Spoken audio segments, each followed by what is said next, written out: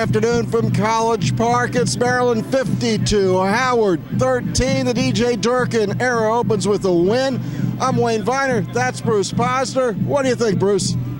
I think a victory for the Terps. Never was in doubt. Yeah. I tell you, here's what I was impressed with. Perry Hills in the first half was 14 for 16. They were all kind of safe passes, but he threw some down the field that were great.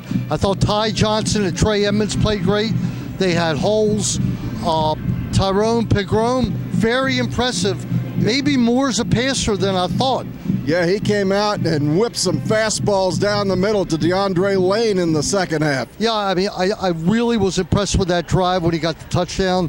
Adam Green, okay kickoffs, 5 for 5 extra points, and 6 for 6 and 1 field goal. Certainly impressive. Across the board, the defensive line made their stops. But look, it's no offense to Howard, but this was not a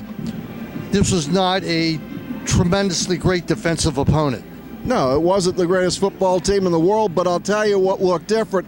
It looked like we had a game plan. The offense sped up. We didn't have a lot of penalties. We weren't in, there was no chance of running into a delay a game penalty. We had it set up. The plays looked crisp. We executed. They weren't fantastic chunk plays. We just played a good football game. You know what else?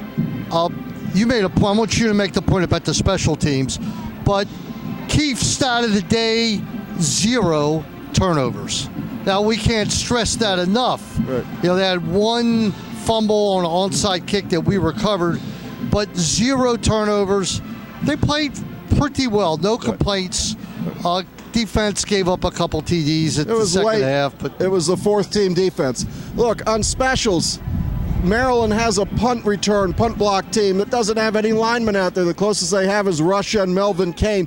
Everybody else is a speed guy. Will Likely was up there. Ty Johnson blocked the punt. Trey Edmonds recovered it.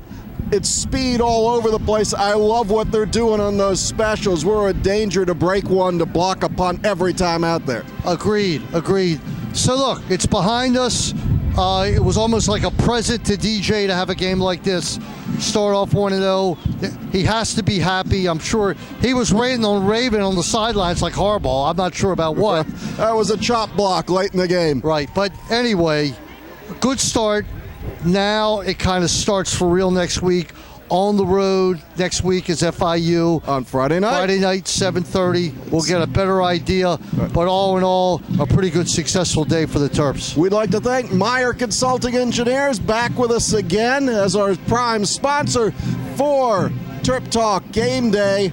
Meyer Consulting Engineers.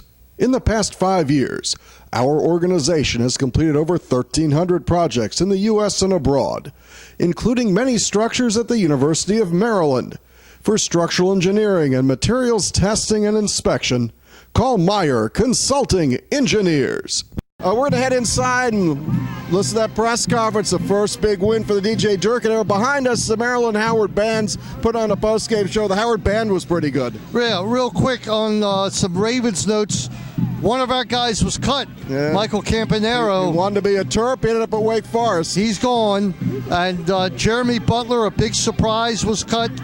And the cuts continue to go on as we approach 4 o'clock. You got it. Well, 52-13, Maryland rolls. That's Bruce. I'm Wayne. Say goodnight, Bruce. All right, good night, everybody. We'll see you back here against Purdue 4 weeks from today. Is that about right? October 1st, it's homecoming. All right, everybody, let's keep going. 1-0. Let's keep it rolling. We hit Terminus!